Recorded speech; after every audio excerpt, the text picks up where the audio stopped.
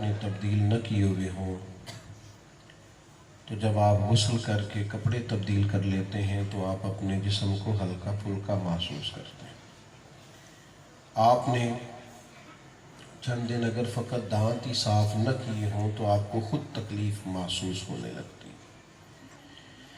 ये नापाकी बुनियादी तौर पर इंसान के जहन और नफ्सियात पर बोझ पैदा करती है, और जब आप तहारत हासिल कर लेते हैं, बावुज़ू हो जाते हैं, आप अपने आज़ाए वज़ू को धो लेते हैं तो आप अपनी तबीयत को और अपने मिजाज को बड़ा हल्का, बड़ा खूबसूरत और खुशबू वाला महसूस करते हैं। इस्लाम बहुत ज़्यादा तहारत की बात करता है, इस्लाम बहुत ज़्यादा सफाई पर ज़ोर देता है। अल्लाह के प्यारे रसूल सल्लल्लाहु ताला अलैहि वसल्लम ने सफाई को निस्फ़ ईमान करार दिया, तहारत की बात की, और इस तरह की तहारत की बात की कि हर नमाज के लिए वज़ू को ज़रूरी करार दिया, और हर मकाम पर हुज़ूर अलैहिस्सलाम ने सफाई, सुथराई, पाकीज़गी उसकी पजीराई भी की और उसको सपोर्ट भी किया। इस्लाम नजासत और नापाकी से सख्त मना करता है। करने का काम ये है कि हम गौर करें कि तहारत बुनियादी तौर पर कहाँ से मुयस्सर आती है और हमें किस तरह मिल सकती है।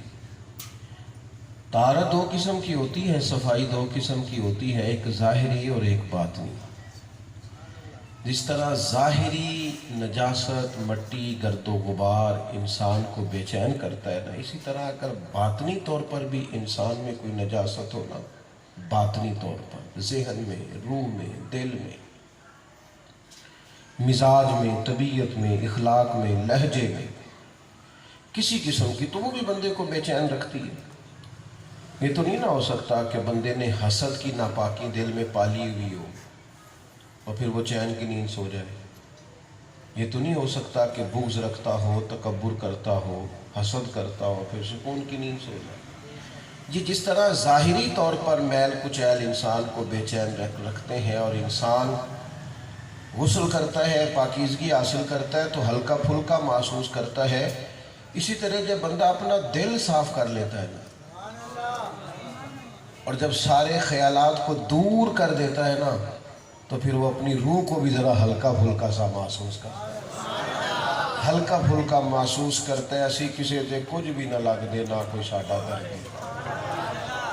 फिर उसका दिल करता है कि उठ बुलिया चलो थे वसीए, जिथे वस देनी सारे अन्ने। क्यों कि ना कोई साड़ी ज़ात पछाणे, ना कोई सानू मन्ने। फिर उसका दिल करता है कि वो तहारत इस तरह की उसे मुयस्सर आए कि बातिन। हम जिन महबूब अलैहिस्सलाम का मिलाद मना रहे हैं ना, जिस करीम महबूब अलैहिस्सलाम की याद में आज की इस बज़्म नूर को और इस खूबसूरत इज्तिमा को सजाए बैठे, अल्लाह ताला ने रसूल पाक अलैहिस्सलाम के बारे में फरमाया, कमा अरसलना फ़ीकुम रसूलम मिनकुम यतलू अलैकुम आयातिना व युज़क्कीकुम। फरमाया जैसा कि मैंने तुम्ही में से तुम्हें एक रसूल दिए हैं, वो तुम पर हमारी आयतें पढ़ेंगे और तुम्हें पाक फरमा दें। नबी पाक कुरान मजीद पढ़ पढ़ के लोगों की तहारत फरमाते, तज़किया करते। बातनी अमराज जितने भी थे और बातनी गलाजतें जितनी भी थीं, अल्लाह के महबूब अलैहिस्सलाम ने उन सब की पाकीज़गी का न सिर्फ ये कि हुक्म दिया बल्कि तरबियत फरमाई। और फिर लोगों के उजले ज़हन, तरोताज़ा मिजाज, मेरी तरफ तवज्जो है आप हज़रात की। जब जब हम नबी पाक अलैहिस्सलाम से फैज़ पाएंगे ना, तो हमारी तबीयतें, हमारे बातन, हमारी रूहानियत ये उजली हो जाएगी। नबी पाक अलैहिस्सलाम ने ज़हन को साफ़ रखने का फरमाया।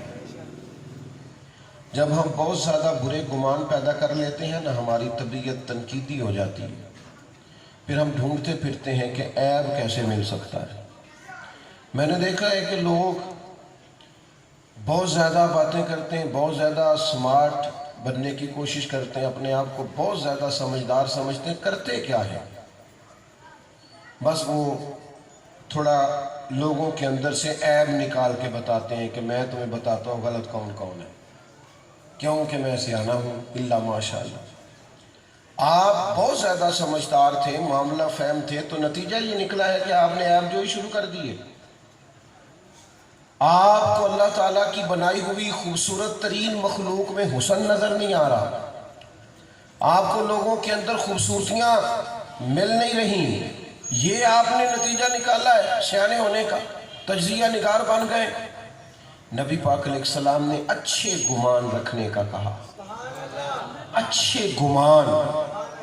हुजूर अलैहिस्सलाम ने फरमाया अच्छा सोचना एक है अमल करना। हुजूर फरमाने लगे अच्छा सोचना भी अच्छी इबादत है, मुस्बत सोचें, अच्छा गुमान करें। अगर किसी बंदे के अंदर कोई खामी भी नजर आती है तो उसका ये तरीका तो सिरे से है ही नहीं कि तनकीद की जाए। अगर आप वाकयातन आप मुखलिस हैं कि लोगों को ठीक होना चाहिए, तो आप घर के कोने में बैठ के तनकीद करने की बजाय जाके उसे तबलीग करें, उसे दावत खैर दें और उसका तरीका अपनाएं कि अकेले में उससे बात करें। और फिर भी अगर आप समझते हैं कि आप इसकी जुर्रत नहीं रखते तो फिर उसके लिए दुआ करें कि अल्लाह ताला उसे हिदायत का नूर अता फरमाए। लेकिन तनकीद करना, तनकीद बांटना, इससे ज़हन मैला हो जाता है, इससे सोचों पर गर्द चढ़ जाता है, इस पर इंसान इस तरह का हो जाता है कि जिस तरह उसके ज़हन को सफाई की हाजत है। पहले तो हुजूर अलैहिस्सलाम ने हमें यही सबक दिया है कि ऐसा मौका ही कोई ना बनाओ कि कोई तुम्हारे बारे में बुरा सोचे। हुजूर फरमाते हैं तोहमत वाली जगह से बचो, जिस जगह तुम पर तोहमत लग सकती है उस जगह से। बात की समझ आ रही है? अल्लाह के महबूब अलैहिस्सलाम ने निकाह फरमाया तो सरकार अपनी ज़ौजा के साथ, उम्मुल मोमिनीन के साथ तशरीफ़ ले जा रहे थे, तो चंद लोग खड़े थे, कुछ मुसलमान भी थे, कुछ गैर मुस्लिम थे। तो महबूब अपने मुक़द्दस हरम को, अपनी अहलिया को घर छोड़ के वापस आए और आके फरमाने लगे मेरी बीवी थी मेरे साथ। लोगों ने कहा हुजूर ये आपने वजाहत क्यों दी? फरमाया कुछ शख्स सोचे ना कौन साथ जा रहा, मेरी अहलिया है। पहले तो किसी को मौका ही ना दें, कोई ऐसा काम ही ना करें, कोई ऐसा लहजा ही ना अपनाएं जिससे किसी शख्स को मौका मुयसर आए बात करने का। क्यों तोहमत वाली जगह पे खड़े हो? बिला वजह अपने लिए बातों का दरवाज़ा खोलने की ज़रूरत क्या है? दरवाज़ा ही ना खोलें, ऐसा काम ही ना करें, कोई ऐसी अपने मिजाज में चीज़ ही ना पैदा करें जो बुनियाद बने कि लोग तनकीद करें। और फिर हमें ये कहा गया है कि अच्छा गुमान, अच्छी सोचें, लोगों के बारे में अच्छी राय।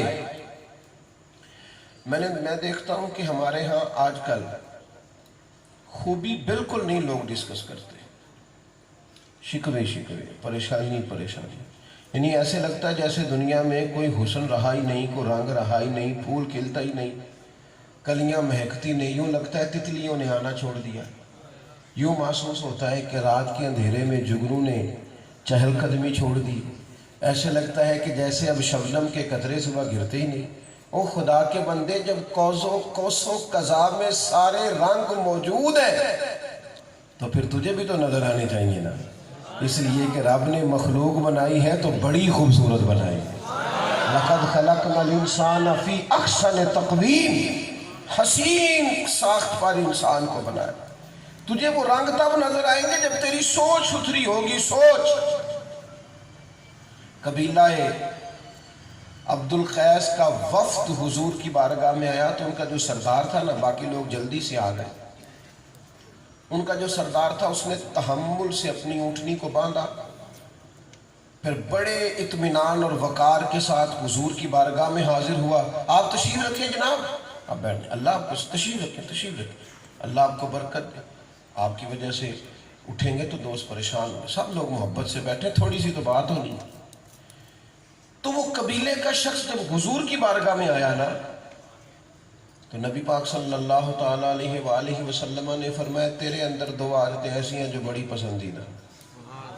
हुजूर कौन सी? फरमाया एक तो तू समझदार है और दूसरा तू बड़ा तहम्मुल मिजाज है, तू बुर्दबार है, तू सियाना। अल्लाह के महबूब ने तारीफ की। اس کی جو خوبی تھی اس کا ذکر کیا. ہمارا مزاج ہی نہیں، طبیعت ہی نہیں، ہم پذیرائی نہیں کرتے. اور پھر آج کل کسی کے قریب ہونے کا بہترین طریقہ پتہ کیا ہے؟ آج کل لوگوں کو سمجھ آ گئی ہے کسی بندے کے نیڑے کیسے ہو سکتے ہیں. وہ فیکٹری کا مالک ہو، کسی ادارے کا سربراہ ہو، وہ کسی سیاسی اور دینی اور تعلیمی کسی بھی بڑے عہدے پر شخص فائز ہو، تو اس کے قریب جانے کا بہترین طریقہ لوگوں نے یہ اختیار کیا ہے کہ باقی جتنے لوگ بھی وہاں ہوں نا، ان سب کی غیبتیں کرو. اسے کو سارے غلط ہیں، میں بس تیرے ساتھ ٹھیک ہوں. یہ کام اللہ ماشاءاللہ لوگ کرتے ہیں. نتیجہ کیا نکلتا ہے کہ جناب یہ بندہ خاص ہے، صبح و شام خوشامد کرتا ہے. خدا کے بندے، دنیا میں بڑے کمزور لوگ ہوتے ہیں جو کسی کو نیچے رکھ کے اپنا قد اونچا کرتے ہیں. بزدل لوگ ہوتے ہیں جو کسی کا حق کھا کے اپنا پیٹ بھرنا چاہتے ہیں. رب کریم نے جو رزق پیدا کیا بڑا ہی وسیع ہے، یہ کبھی ختم ہو سکتا؟ عزتیں اللہ سے مانگنی چاہیے. وہ جب عزت عطا کرتا ہے تو دائمہ عطا کرتا ہے. آپ کسی کو گرا کے، کسی کو پیچھے کر کے، آپ کسی شخص کو کمزور کر کے آپ اپنا وقار بلند کریں گے، کیا نتیجہ نکلتا ہے؟ نتیجہ یہ نکلتا ہے کہ لوگ لڑتے رہتے ہیں، ہم بدگمانیوں کا سبب بنتے ہیں، لوگ ایک دوسرے سے نفرت کرنے لگتے ہیں، ہنستے بھستے گھر اجڑنے لگتے ہیں، بنے بنائے ادارے کمزور ہونے لگتے ہیں. ہماری یہ خواہش ہے کہ تھوڑے تھوڑے رہیں، گروہوں میں رہیں. کسی جگہ بھی زیادہ لوگ نہیں ہونے چاہیے، جہاں زیادہ لوگ ہوتے ہیں وہاں لڑائی شروع ہو جاتی ہے. اور حضور کیا فرماتے ہیں؟ اللہ کے محبوب فرماتے ہیں میں تو قیامت کے دن اس بات پر فخر کروں گا کہ اللہ نے زیادہ تعداد میری امت کی بنائی ہے. کثرت امت پر فخر کروں گا، کثرت امت پر. تو میرے عزیز یاد رکھیں گے کہ اپنے مزاج میں ذہن کو اچھا بنائیں، ہمیشہ مثبت سوچیں، بدگمانیاں نہیں پیدا کریں. آپ کی طبیعت ٹھیک ہے. اور دوسری بات، حضور نے حسد کو بڑا سخت ناپسند کیا.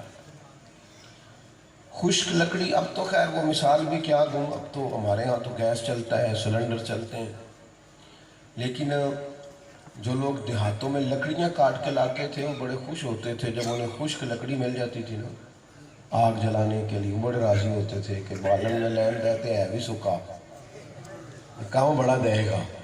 بڑے راضی ہوتے تھے، اور یہ ایک بہت بڑی سر شام مصروفیت ہوتی تھی.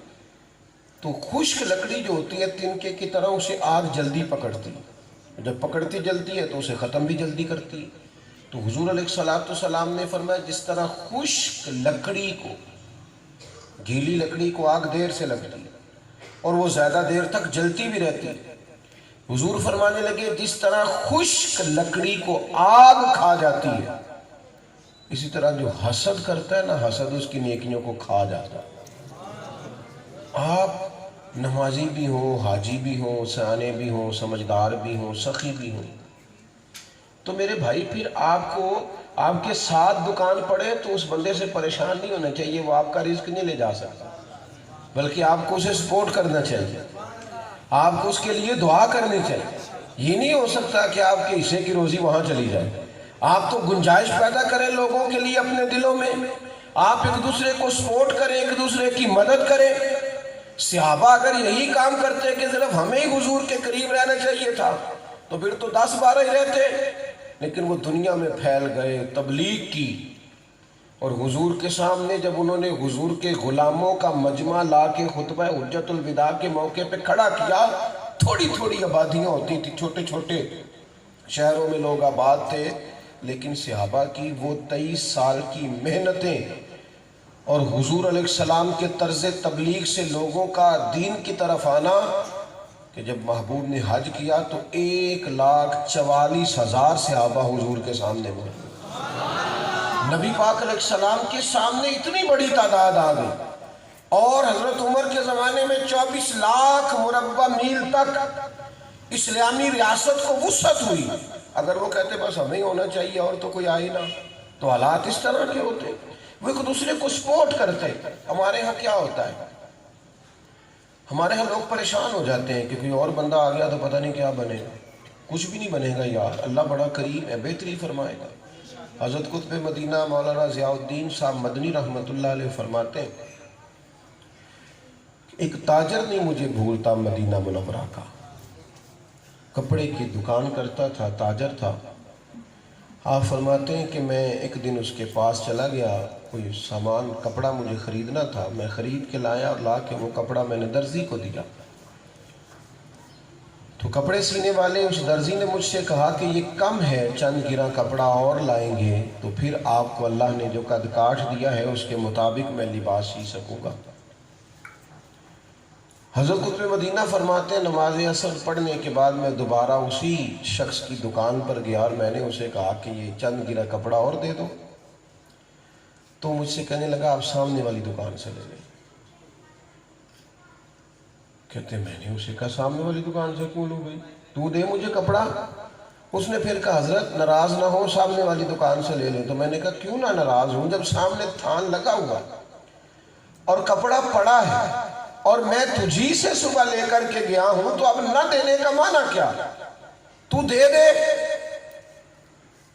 تو کہتے ہیں وہ بندہ مجھے بھولتا نہیں، بڑی تسلی سے، بڑے وقار سے، بڑے اطمینان سے، اور اس کی آنکھوں میں بڑی روشنی، مجھے کہنے لگا حضور مسئلہ کوئی بھی نہیں، میں نے نا صبح سے کافی بکری کر لی ہے، کافی اللہ نے مجھے رزق دیا ہے، لیکن وہ جو میرا سامنے والا دکاندار ہے نا اس نے ایک گرہ بھی نہیں بیچا بیچارے۔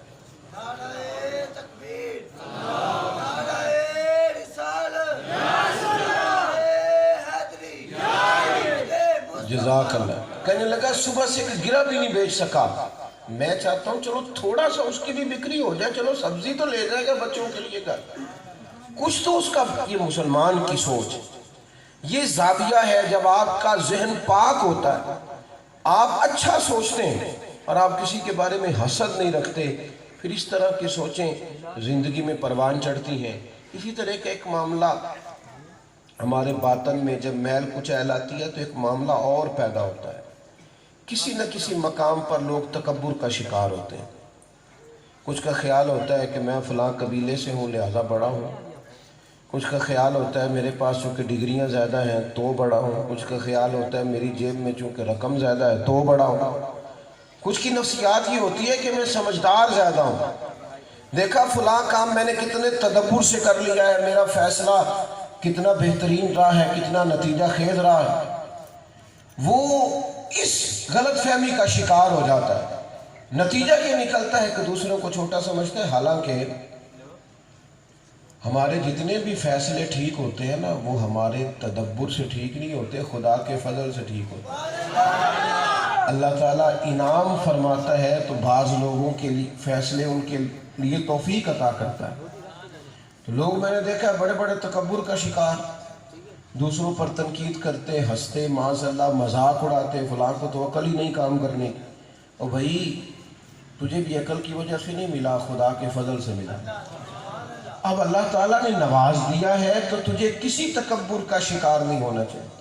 یہ جو عاجزی ہوتی ہے نا، عاجزی اس کا مطلب ہوتا ہے کہ بندہ زندہ ہے، چونکہ جو پورا اکڑ جائے وہ مردہ ہوتا ہے، پورا اکڑ جائے نا تو کہتے ہیں مردہ اکڑ گیا۔ جب تک بندہ زندہ رہتا ہے اس کے وجود میں ناراض تو نہیں ہو گیا، ہلکا ہلکا گھور رہے ہیں نا، مسکرا نہیں رہے آپ، تو گھورے نہیں آپ مسکرائیں، میں صحیح بات کر رہا ہوں۔ جو پورا اکڑ جائے کون ہوتا ہے؟ صحیح کہہ رہا ہوں، لیکن جس میں کچھ نہ کچھ لچک ہو نا اس کا مطلب ہے کہ بندہ زندہ ہے۔ اور میرے ابا جی کہا کرتے تھے جنوں چکنا نہیں نہ ہوندا وہ تے پیراں 'چ پئی شے نہیں چک سکتا، توڑ پیراں 'چ بھی پئی ہوئے تو پھر بھی چک سکتا، یہ تھوڑا جہا نیویاں ہونا سو تے پھڑی جانی ہے، نہیں تو پھر پیراں 'چ بھی آئی تے پھڑی جانی۔ سمجھے اس بات، مزاج میں عجز ہو، تھوڑی دیر کے لیے کسی اور کو بھی عقل مند سمجھ لیں کچھ بھی نہیں ہوتا، تھوڑی دیر کے لیے کسی اور آدمی کو بھی بڑا جان لیں کچھ بھی نہیں ہوتا، کسی تکبر کا، کسی غرور کا، اور نیکی کے غرور کا بھی کبھی شکار نہ ہو۔ یہ کچھ لوگ ایسے بھی ہوتے ہیں میری طرح کہ 10 دن پورے نہیں ہوتے ابھی نماز پڑھتے ہوئے تو ساری دنیا انہیں گناہگار نظر آنی شروع ہو جاتی، سارے گناہگار ہیں، میں نے ایک آدمی ابھی پورے 20 دن نہیں ہوئے مسجد کی حاضری سنت شریعت کا لحاظ کرتے اور وہ تنقید بھی شروع کر دیتے۔ اتنی جلدی کسی غرور کا شکار نہ ہو، اللہ کے حضور اپنے مزاج میں عاجزی رکھیں، انکساری رکھیں۔ جن لوگوں کے اللہ کے رسول صلی اللہ علیہ وسلم نے بڑے بڑے فضائل بیان کیے نا، بڑے بڑے فضائل، 3 دفعہ نبی پاک نے فرمایا عثمان جنتی ہے، اس سے زیادہ ہی ہوگا کم نہیں ہوگا۔ حضور نے فرمایا عثمان جنتی ہے۔ کبھی کنواں خریدا تو حضور نے فرمایا جنتی ہے، کبھی جیش اسرا کے لیے مال دیا تو فرمایا جنتی ہے، کبھی حضرت عثمان غنی کو عشرہ مبشرہ کے ساتھ فرمایا کہ جنتی ہے۔ حضرت عثمان غنی رضی اللہ تعالیٰ عنہ کو متعدد بار حضور نے جنتی کہا، تو بیٹھ جاتے جس طرح آج کل بہت سارے لوگ کہتے ہیں کہ او جی اب تو ایک اور بھی لوگوں نے راہ پلاپنا شروع کر دیا، کہنے یہ فلانا جنتی ٹر گیا تھا پھر میں نہیں رہنے لگا۔ یہ تو دلیل ہی کوئی نہیں، یہ کدھر کی دلیل آپ دے رہے ہیں؟ یہ تو اعمال اپنے اپنے اور حساب اپنا اپنا، نتیجہ اپنا اپنا۔ یہ آپ کسی پر کس طرح قیاس کر سکتے ہیں کہ فلانا گیا تو پھر میں بھی نہیں رہتا؟ اس طرح کی طفل تسلیاں، کچی باتیں، نفس کے دھوکے ہیں۔ میرے عزیز، حضرت عثمان غنی اتنے بڑے آدمی ہیں کہ حضور علیہ السلام نے جنتی کہا، لیکن باوجود اس کے جب کسی قبر کو دیکھتے نا حضرت عثمان تو رو پڑتے، اتنا روتے کہ داڑھی مبارک آنسوں سے پر ہو جائے۔ بیٹا، پیاری بیٹی، آپ ادھر جاؤ، اس بچی سے کوئی دوست انتظامیہ والا بعد میں ملاقات کرے گی، کوئی خدمت وغیرہ جس طرح کا ہمارے دوستوں میں سے کوئی۔ بیٹا آپ بیٹھ جاؤ، پیاری بیٹی، بیٹی بیٹی، شاباش۔ بیٹیاں تو محبت کے لیے ہوتی ہیں نا جی، بچی کو بٹھائیں اور شفقت والا معاملہ کریں۔ آپ بھی تشریف رکھیں جی، اللہ کو سلامتی عطا کرے۔ ایک دعا بھی میں کرنی تو آمین کہنا ہے۔ اللہ مہنگے مہنگے موبائل دے، کدے کدے جیب چ بھی پانی چاہیے نے، اللہ پان دی توفیق عطا فرمائے، میں ڈالنے کی توفیق دے۔ جب نہیں ہوتے تھے تو دنیا چلتی تھی کہ روک گئی تھی ساری، اتنی تم نہ مصیبت گلے میں ڈالیں آپ۔ تھوڑی دیر بعد سنیں، اللہ آپ کو بہت، سب دوستوں کو اللہ بہت ساری برکتیں عطا فرمائے۔ وہ خیر ہے جی، خیر ہے، آپ میری بات سنیں۔ موبائل چلانے سے منع نہیں کرتا، بس جب اونچا کرتے ہیں نا آپ تو پچھلا جو آپ کا بیٹھا ہوتا ہے پھر وہ بھی دل کرتا ہے میں بھی کاٹ لا، وہ بھی پھر اونچا کرتا ہے نا موبائل، تو اس سے پیچھے والے کو پھر تکلیف ہوتی ہے۔ چلائیں ضرور، لیکن یہ دیکھ لیں کہ پیچھے جو بیٹھے ہیں ان کو اذیت نہ ہو۔ آپ غور کریں، چند ایک باتیں اور آپ کی خدمت میں عرض کرنی ہے، پھر بات کو سمیٹ دینا ہے، ٹائم قریب ہو رہا ہے۔ میرے عزیز، اتنے بڑے آدمی ہو کر حضرت عثمان غنی رضی اللہ تعالیٰ عنہ قبر کو دیکھ کے روتے، تو جب غلام عرض کرتا حضور آپ کو تو نبی پاک علیہ السلام نے جنتی کہا ہے، تو آپ فرماتے جس محبوب نے مجھے جنتی کہا ہے انہوں نے تو کہا ہے کہ قبر آخرت کی منزلوں میں سے پہلی منزل ہے، اگر یہاں مشکل آئی تو آگے بھی آئے گی۔ ڈر لگتا ہے، ڈر لگتا ہے۔ وہ لوگ ڈرتے تھے، راتی ساری کر کر زاری، نیند اکھاں تھی توندے، تے فجرے وہی گناہگار کہاون تے سب تو نیویں ہوندے۔ کسی غرور کا شکار نہ، کسی تکبر میں مبتلا نہ، کوئی اس قسم کا کام نہ کریں جس سے محسوس ہو کہ یہ، آپ دیکھیں نا نبی پاک علیہ السلام نے ہمیشہ چٹائی پر بیٹھ کے وقت گزارا۔ حضور صحابہ سے فرماتے کہ میں نہیں چاہتا کہ میرے لیے تم امتیازی نشست لگاؤ۔ سب لوگ جو کام کر رہے ہوتے حضور پسند کرتے میں ان کے بیچ رہوں۔ ایک مقام پہ صحابہ فرماتے ہیں کہ ہم لوگ رکے تھے کسی سفر سے واپسی پر، تو کھانا پکنے کا وقت آیا، اللہ کے پیارے رسول صلی اللہ علیہ وسلم کے صحابہ آپس میں کام تقسیم کرنے لگے، تو ایک نے کہا کہ میں گوشت بنا دوں گا، دوسرے نے کہا میں دھو کے پکا دوں گا، تو تیسرے نے کہا میں برتن دھو ڈالوں گا، تو چوتھے نے اپنے ذمے کا کام بتایا۔ تو حضور فرمانے لگے میں گوشت پکانے کے لیے لکڑیاں اکٹھی کر کے لاؤں۔ تیری صورت، تیری سیرت زمانے سے نرالی ہے، اور تیری ہر ایک ادا پیارے ادائے بے مثالی ہے۔ یہ کیا عجیب انداز، میں لاتا ہوں نا، یا رسول اللہ ہمارے ماں باپ قربان ہو، ہم حاضر ہیں نا، ہم کریں گے۔ فرمایا بھئی سارے اکٹھے ہی ہیں تو سارے کریں گے انشاءاللہ۔ تو اپنی زندگی میں کچھ ایسا مزاج جس سے انفرادیت واضح نہ ہو، محسوس نہ ہو کہ ہم کسی کو حقیر جان رہے ہیں، ہمارا ذہن بن جاتا ہے۔ ہمارے ہی خاندان کی بچی بیاہ کے آئی ہے، ہمارے اپنوں میں سے ہیں، صرف گھر ان کا اور ہے، اس بچی کا ننیال یا ددیال صرف اور ہے، اس کے باوجود بڑی باتیں کی جاتی ہیں، یہ تو فلانے قبیلے کی ہے۔ او بھائی چھوڑ دے، یہ تو سید بھی ہو، مرزا بھی ہو، افغان بھی ہو، تم سبھی کچھ ہو، بتاؤ کہ مسلمان بھی ہو۔ کچھ یہ بھی تمہارا ذوق ہے کہ نہیں؟ اپنے کسی تکبر کا۔ حضرت میاں صاحب رحمۃ اللہ تعالیٰ علیہ نے تو پڑھا لکھا کہلانے والے لوگوں کو سمجھایا، جن کا خیال نہیں ہو جاتا میں بڑا پڑھا لکھا ہوں، وہ بیچارے بڑے پریشان ہو جاتے ہیں۔ بد عزمیاں کئی ہوتی ہیں، علم کی بھی ہوتی ہے بعض لوگوں، اللہ ماشاء، وہ بھی بیچارے، ان کو بھی بڑے کھٹے ڈکار آتے ہیں، بڑی آزمائش کا شکار ہو جاتے ہیں۔ علم پڑھے دا مان نہ کریے، مت تاکھی میں پڑھیا، او جبار کہار کہاوے، متے روڑ دیویں دودھ کڑیا۔ تھوڑا سا نا عجز کے ساتھ، تھوڑا انکساری کے ساتھ، تھوڑی سی تیری طبیعت اس طرح کی ہو تو کہ تو کسی اور کو بھی جانے، کسی اور کو بھی مانے، کسی اور کے لیے بھی تیرے دل میں گنجائش ہو۔ اور ایک بات اور جو ہمیں حضور علیہ السلام نے صفائیاں ہمارے باطن میں پیدا کی، ان میں ایک چیز حضور نے اور پیدا کی، وہ یہ ہے کہ نبی پاک علیہ السلام دوسروں کا احساس بہت فرماتے تھے۔ ہمیں نہ صرف اپنی نیند سے غرض ہوتی ہے کہ مجھے کوئی تنگ نہ کرے تو بھی نہ کر کسی کو، ہمارا یہ خیال ہوتا ہے کہ میرا کھانا وقت پر ملنا تو خود غرضی ہے، تو کیا مجھے نہیں سب کوئی وقت پہ ملنا چاہیے۔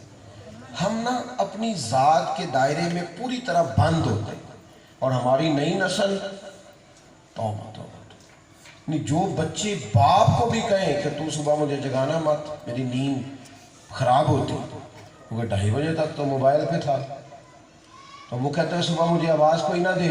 خدا کے بندے، تو ماں باپ کے لیے تھوڑی دیر، تو نے ساری رات اپنی مرضی کے لیے نیند چھوڑی، تو اگر تیرے والد کا دل کرتا ہے کہ تو اٹھ کے فجر پڑھے، اور رب رسول کا حکم بھی ہے، تو وہ تجھے کہہ رہے ہیں سویرے اٹھ، تو اپنی من اور نفس کی خواہش کے لیے ساری رات بیدار رہا ہے، تو اٹھ جانا، تھوڑی دیر ماں باپ کو راضی کر دیں گے، اٹھ جانا، اپنی تھوڑی تھوڑی نیند چھوڑیں کسی کے لیے، تھوڑا سا اپنا آرام قربان کریں، تھوڑا سا اپنی زندگی کے اندر کسی اور کا احساس پیدا کریں، کسی اور کے لیے بھی اپنی طبیعت میں گنجائش رکھیں، جہاں کوئی دوسرا بیٹھا ہے وہاں اپنے آپ کو بٹھا کر دیکھیں کہ اگر وہ اس جگہ پہ ہوتا تو کیا ہوتا۔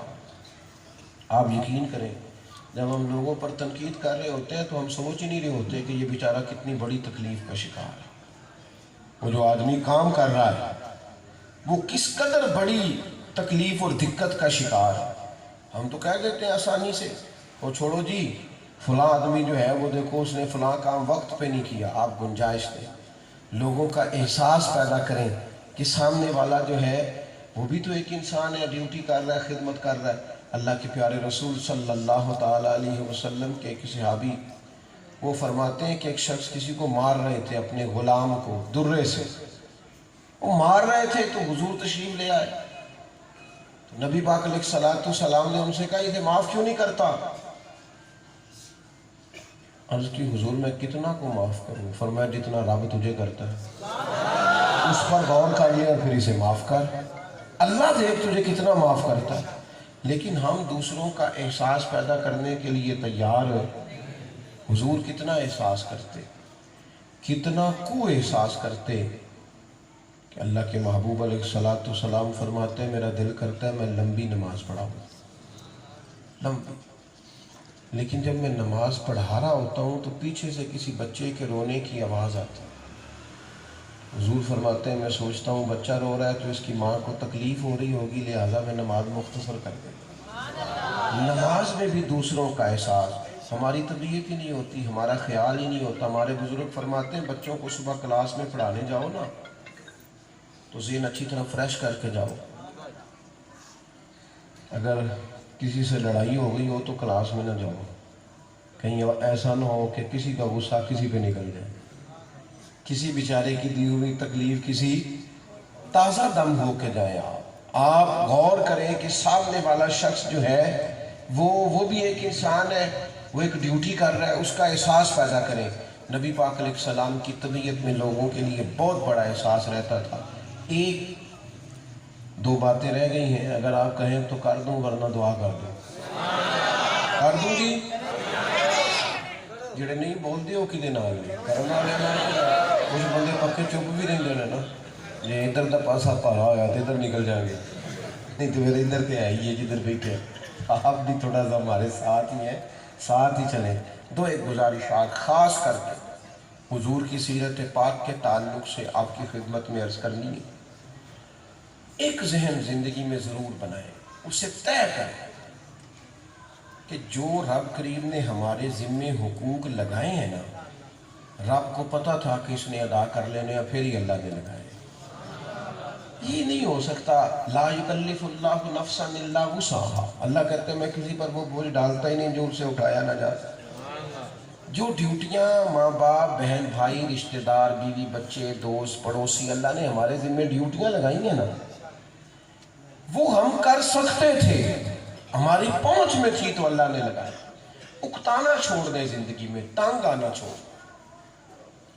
چھوٹی چھوٹی بات پہ بہت زیادہ تلخ ہو جانا اور ہر وقت پریشان رہنا، اس سے باہر آ. مناسب ڈانٹیں کسی کو ضرورت ہو بچوں میں سے، لیکن یہ کہ طبیعت سے تلخیاں تھوڑی نکالیں. کام کرنا جو ہے ہی تو اگر خوش ہو کے کر دیں تو ذرا تھوڑا مزیدار ہو جائے گا. کسی کا حق ادا کرنا تو ہے تو اگر ہنس ہنس کے کر لیں گے نا، ہنس ہنس کے. مسجد کی صفائی کر رہے تھے ہم دو تین دوست، ہمارے ایک استاد آ گئے. وہ کہتے رہو کاکا جی کول ہے، کہنے ناراض ہو کے کر رہے ہو خوش ہو کے؟ اسی چپ کر رہے. فرمان لگے میں تمہیں پوچھتا نہیں پر تمہیں ایک گل دسنا، جی ناراض ہو کے کر رہے ہو تو تھک چھیتی جاؤ گے، تے جو خوش ہو کے کر رہے ہو تو تھکاوٹ نہیں ہونے لگی تمہیں. اور یہ بات سچی ہے. آپ خوش ہو کے اگر اپنے ذمہ داریاں پوری کریں گے تو پھر تھکاوٹ کب ہوتی ہے؟ جب بندہ بڑا تنگ ہوتا ہے، اکتایا ہوا ہوتا ہے تو پھر وہ پریشان ہو جاتا ہے. حضور علیہ السلام نے نا جتنی بھی ذمہ داریاں ادا فرمائی ہیں نا، محبوب تازہ دم رہے، اپنے غلاموں کو تازہ دم رکھا. یعنی حضور نے فرمایا میرا مومن ہوتا ہی خوش نصیب ہے. اگر اللہ تعالیٰ نعمت دے تو شکر کر کے خدا سے رحمت لے لیتا ہے، اگر اللہ آزمائش ڈالے تو صبر کر کے اللہ سے ثواب لے لیتا ہے. یہ تو ہے ہی خوش قسمت، تو پریشان نہ. اور ایک آخری بات آپ کی خدمت میں یہ عرض کرنی ہے، درگزر کرنا حضور کی بہت بڑی سنت ہے. معاف ضرور کریں اپنی زندگی میں. یہ جو دروازہ بند کر دیتے ہیں نا معافی کا، اس سے باہر آئیں. چھوٹی موٹی کوتاہیاں انسانوں میں ہوتی ہیں، لیکن وہ ہمارا یہ مسئلہ ہوتا ہے کہ اپنی ساری خامیوں سمیت اپنے آپ سے پیار ہے، اور کسی کی ایک خامی نظر آ جائے تو اس سے نفرت ہے. درگزر ضرور کریں، تھوڑا تھوڑا معاف ضرور. میرے پاس نا ایک بزرگ اپنا بچہ لے آئے دم کرانے کے لیے. تو دم چھوٹا بچہ ہے بیچارہ، 4-5 سال کا 6 سال کا. چلیں بڑی عمر بھی ہوگی تو میرا خیال ہے کہ 8 سال سے بڑا نہیں ہوگا. تو وہ چھوٹا بچہ ہے. اب انہوں نے اتنی باتیں سنا دی، کہنے لگے یہ 4 پین تیور نے ساری چنگے نے خورے کدے ٹر گئے، نہ گل سنتا ہے نہ کدھر بہندا ہے نہ کھلوندا ہے. میں کہ یہ گلاں کردے ہیں یہ حق جی تمہوں کنا کچھ ہو گیا، یہ بڑا خراب ہے. کہنے لگے بھائی جی جب سے یہ تھوڑا سا سیانا ہوا اسی طرح ہی ہے. تو میں کہ تسا نے پکا کرتا ہے کہ تو ٹھیک نہیں. یہ تو بیچارہ اپنی زندگی الگ گزارے گا، کہے گا میں بہن بھائیوں سے علیحدہ ہوں. یہ تلخ ہو جائے. اگر بچے میں ہمارا بچہ ہے نا اس میں کوئی غلطی ہے ابھی تو میرے بھائی وہ آپ اکیلے میں میاں بیوی بیٹھ کے ڈسکس کریں، اس کا حال سوچیں. اس بچے کو کبھی یہ بات میں انہوں نے کیا، میں کہ آئی تو بات ہے سامنے نہ آکھیو تو ضدی نہیں، اس کو تکلیف دیتے ہیں آپ. ہمارا بچہ ہے نا، تو اگر ہم اسے معاف نہیں کر رہے تو لوگ کیسے معاف کریں گے؟ زندگی کیسے گزارے؟ اگر ہمارے پاس ہی گنجائش نہیں اس کے لیے تو کس کے پاس نکلے؟ کاٹ دیتے ہیں بہت سارے جوانوں کو. ہم نے دیکھا ہے زندگیاں تلخیوں میں گزرتی ہیں ڈھیر سا. وجہ کیا ہے کہ وہ 2-4 کمزوریاں تھیں، ہم نے معافی نہیں دی، اس نے سمجھا میں ہوں اس طرح.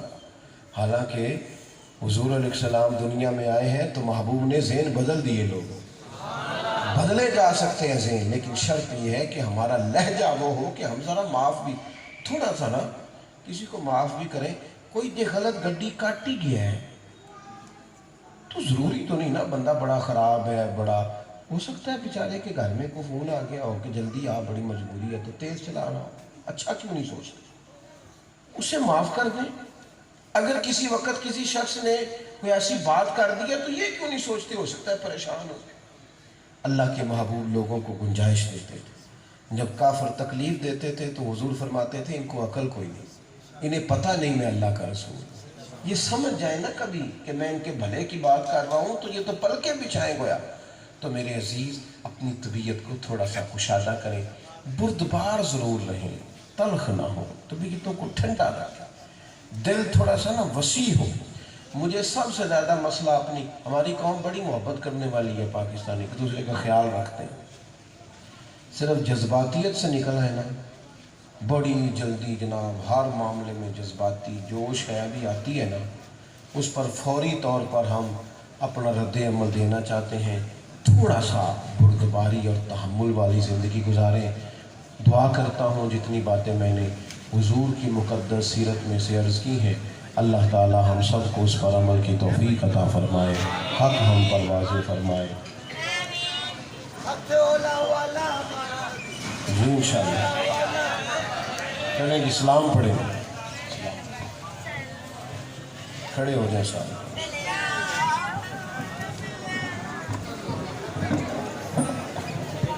مصطفیٰ جانے